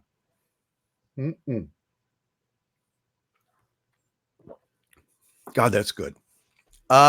Professor Thaskalos with a $5 super chat. Hail, Professor, says, A very wibbly wobbly timey wimey congrats on your 100K. Thank you so much, Professor Thaskalos. What a great name, Professor Thaskalos. Thank you for that super chat, my friend, very much. Cracklin with a $5 super chat. Hail Cracklin says, what is aliens are and have always been total a-hole trolls who get their rocks off by screwing with humanity and laughing about it. Yeah, I've often thought that UFOs might well be alien teenagers joyriding around Earth and just, it's kind of like the Squire of Gothos, Trelane in Star Trek, just kind of screwing around and acting up and cutting up and not giving a damn about the consequences. And the alien adults just can't be bothered. I mean, it's so beneath them that they don't find the humor in probing, hillbillies out there in the backwoods of Tennessee and stuff. It's just they don't see the joy of it. So I've often thought that. Echo Base Network with a $4.99 super chat. Hail again, Echo Base Network, and thank you. Says, saw my second shadow person in a gas station. Ooh. Told DC the first story, but if you guys ever bring guests on, I would love to come on and share. Man, yeah. We should do a show about shadow people, Gary. Yes, I think that'd be a great idea. I think that would definitely be cool. The first story he told was spooky as hell. So we got some good stuff here. We might want to have them on, for a little spell during that show if we do it. Just a few more super chats here. Samurai Cicada with a $5 super chat. Thank you. Oh, Samurai Cicada says, hail Doomcock 100,000 and Nerdrotic. Have you heard of the incident at the underground base in Dulce, New Mexico? Mm-hmm. The alien battle and human experiments. Absolutely. That's a staple of ufology, and we are well acquainted with it. In fact, we have gone ahead and done a show about that already, haven't we, Gary? Yes, we have.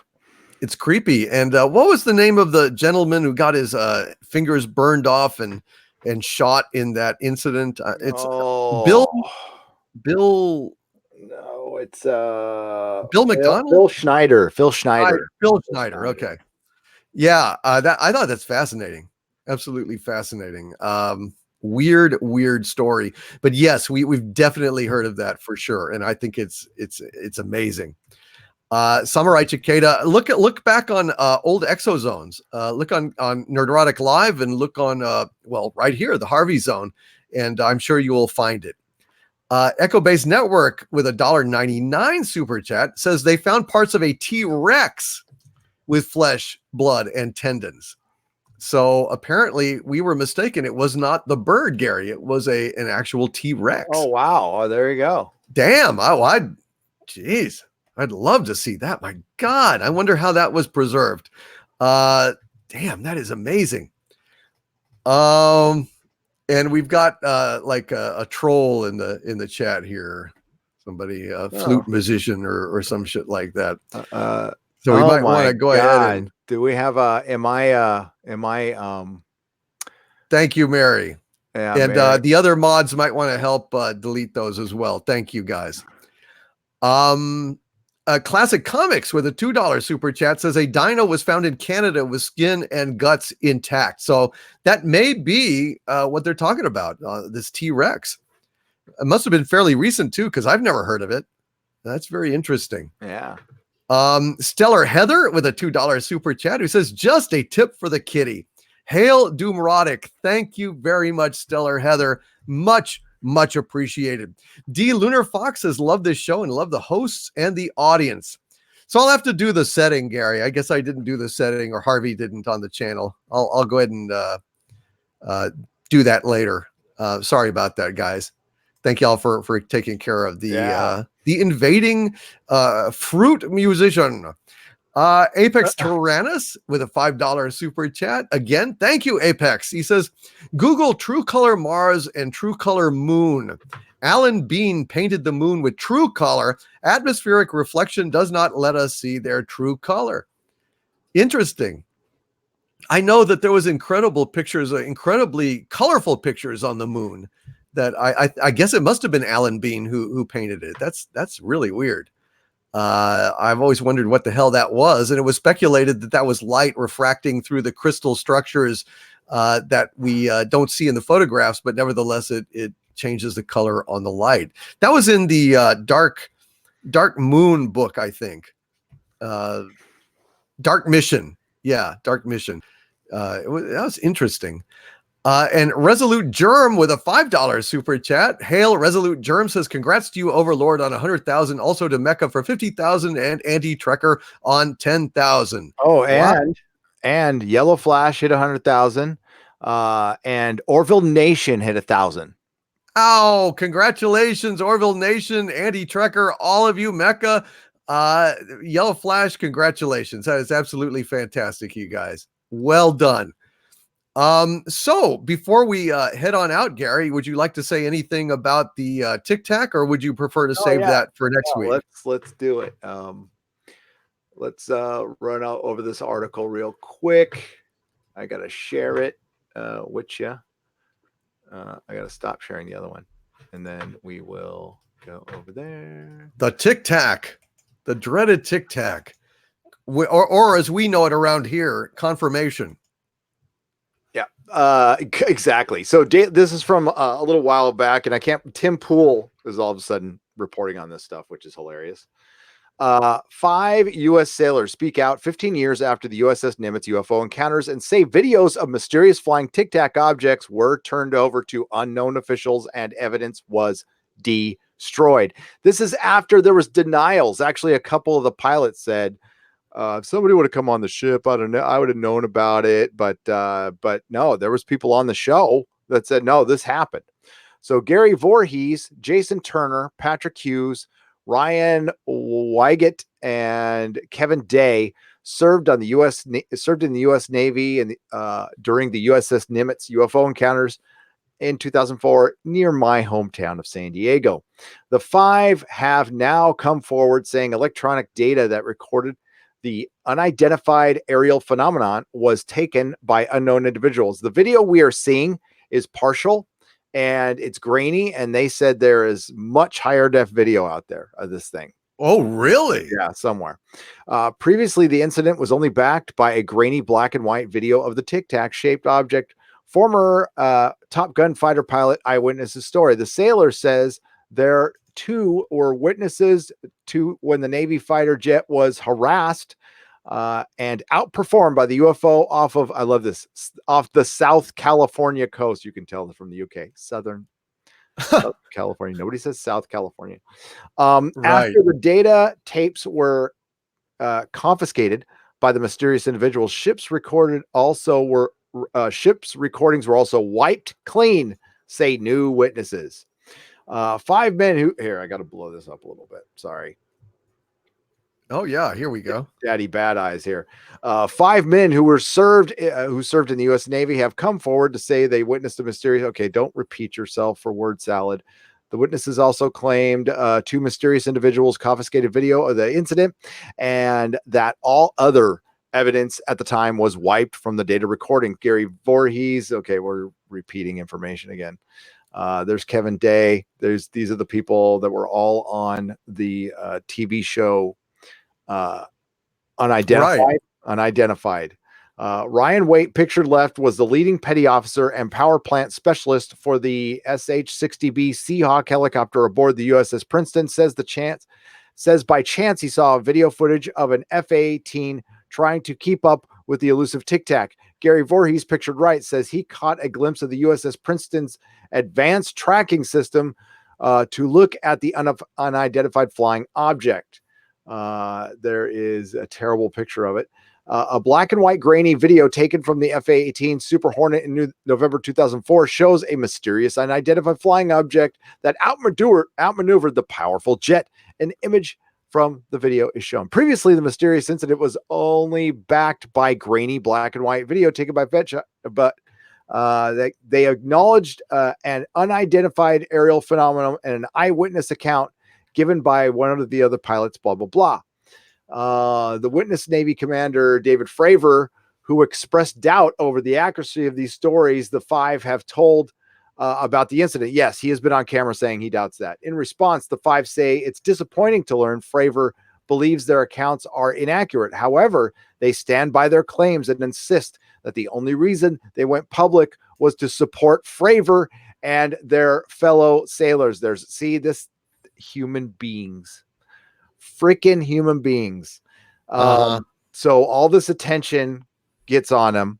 They all become like little rock stars. And now, and maybe, Fravor seems like an honest guy. I like Fravor, and I think he might actually think that. And maybe he doesn't. You know what? It's weird because we can relate it to YouTuber. You're at 100,000 subscribers now, but to me, I don't feel like I'm at 100. I still talk. I still speak exactly the way I did when nobody was listening. So I'll be on one of my patron podcasts and I'll just talk. And I was given advice like to watch what I say because like more people are hearing it now. And it's like, no, I mean, if I get myself in trouble, I get myself in trouble, but I don't want to watch what I say, but that's probably what this was. Fravor he probably doesn't see himself as a celeb now, but he is. Like everybody knows who this guy is now. And if he makes an off the cuff comment like this, like he doesn't believe it, maybe he shouldn't have said that out loud. And maybe now the other five people who said something feel like that he's trying to throw them under the bus and make them look like fools when they took risks. I mean, all of these people took huge risks coming out with this information. There's no need to elaborate. What you have already, what the Navy has admitted, is pretty extraordinary. So, and I remember on Unidentified, they talked to multiple people, those people you saw there, and they said, no, somebody come in and took the tapes and they wiped the clean and the radar operator. And these are all backing Fravor, by the way. So it is kind of messed up that he did that, but I don't think it was intentional. I think he was just talking in an interview. That's what it's always been around since day one. Turner, a former petty officer aboard the USS Princeton, said Voorhees, also a petty officer on the Princeton, which was part of the USS Nimitz carrier group, said he heard radar technicians on the vessel saying that they were getting ghost tracks and clutter on the radar, reports Popular Mechanics. By the way, Popular Mechanics reported on this like years ago. Right. So, yeah. As the only system technician on board, Voorhees said a possible malfunction was a concern for the high-tech hardware was recalibrated because it was assumed there was false radar returns. Once we finished the recalibration and brought it back up, the tracks were actually sharper and clearer, Voorhees said.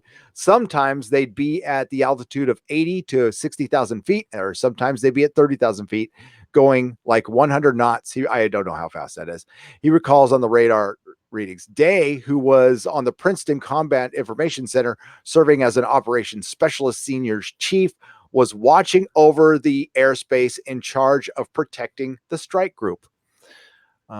There's another wow there. My job was to man the radars and ID everything that flew in the skies, Day said in the documentary film The Nimitz Encounters, which I highly recommend you guys watch. If you haven't seen it, it is a YouTube channel called The Nimitz Encounters, and it does have some of the best footage. Day said that on around November 10th, about 100 miles off the coast of San Diego, he noticed weird radar tracks near the area of San Clemente Island, which is it's not an island you can go to. It's just been bombed to hell by the Navy since World War II. The reason why I say they're weird, because they were appearing in groups of 5 to 10 at a time and were pretty closely spaced to each other. And there were 28,000 feet. They were at 28,000 feet going hundreds of knots tracking south, they said in the documentary. Wygant, in a YouTube clip, who at the time was the former leading petty officer and power plant specialist on the Seahawk helicopter, remembers hearing Day's name being called over the Princeton's communication system. Senior Chief Day, his name being called over the comms, no BS, every 2 minutes. I recall hearing something like a big real world scenario was going on, but I just didn't really understand. Voorhees added that he caught a glimpse of the ship's advanced tracking system to look at the object. These are all the people who have been talking about that. When they showed up on radar, I get a relative bearing, and then they run up the bridge and look through a pair of heavily magnified binoculars in the direction that they were coming from. The objects were too far away for Voorhees to get a good look at, but he could tell that they were moving erratically. So he could see it with the naked eye. He could see it. Well, not naked eye. He had binoculars on, but it wasn't using. But I'm going to skip ahead here. I want to get to the Nimitz, Flavor and the Wingman. We're unable to keep up with the Tic Tac. Okay, so here we go. I definitely saw a video that was roughly 8 to 10 minutes long and a lot more clear. That's what I remember hearing too. Voorhees was convinced the objects were not conventional aircraft. So I'm going to go back. See, I say F-18 trying to get. Okay. I was there for quite a while, and it was on the screen the whole time. I could not tell you how long, but it was playing when I went into combat, and it was playing when I left. Wow. So there is a lot of video out there. God. On board the Nimitz, Hughes, the petty officer, was unaware of the objects. And some of the people talked about they like watched it later. Wow. Yeah. Jesus. Okay, so here they go. He was performing a routine task on November 14th. He said he was unaware that the drive. Okay. He was unaware that the drives he was securing had come from the Hawkeye Day first sent to intercept the mysterious objects. After the data bricks were secured, Hughes said his commanding officer came to him with 2 unknown individuals. They were not on the ship earlier, and I didn't see them come on. I'm not sure how they got there. The commanding officer ordered Hughes to turn over the secured drives. We put them in bags. He took them. Then he and 2 anonymous officers left. Meanwhile, Voorhees had a similar experience aboard the Princeton. These 2 guys show up on a helicopter, which wasn't uncommon, but shortly after they arrived, maybe 20 minutes, I was told by my chain of command to turn over the data recordings. He says he also was told to reload recorders for the ship's combat engagement center because it had been wiped clean along with optical drives and all had radio communications. They even told me to erase everything that's in the shop, even the blank tapes. Erase everything. God. On the flight deck, Weigel says that 2 men had arrived on a helicopter wearing generic flight suits. They later boarded on the detachment's SH-60B choppers, flew away, and returned later with a bunch of bags, he says. Both men went to the admiral's quarters on the board of the Princeton, and the guard was staged outside the door. Fravor, in a January interview of the flight, confirms that his squadron videotapes of the Tic Tac incident had mysteriously vanished, but that he thought it was accidentally erased. Jesus. You know how it is when you come and go on a cruise. Someone goes for these. Hey, they look like blank 8mm tapes. We just use them. Yeah. Wow. So basically, somewhere there's great footage. They went ahead and they basically confiscated everything. Some government goons that were in generic flight suits. Wow. Yep. Oh my God, look at Val Kilmer. What? Or Val Kilmer. No, but Val Kilmer's got cancer. And oh God. Oh, that's terrible. So yeah, I mean, this is disclosure, folks. This is it. Just straight up. This is what it looks like. It is not sensationalistic. It is not trying to cause panic or a big to-do. In fact, it's trying to be as mundane as possible. And it's working. It's working. I mean, people like a charm. I mean, it's right here in front of them, and the news organizations just went, wow, that's interesting. And moving on about the hearings and stuff. It's bizarre. People are bizarre. I don't know what else to say. It's real. These things are real. Now the question is, where do they come from? I don't believe that these incidents are the U.S. government. Why would they be spilling the beans about themselves?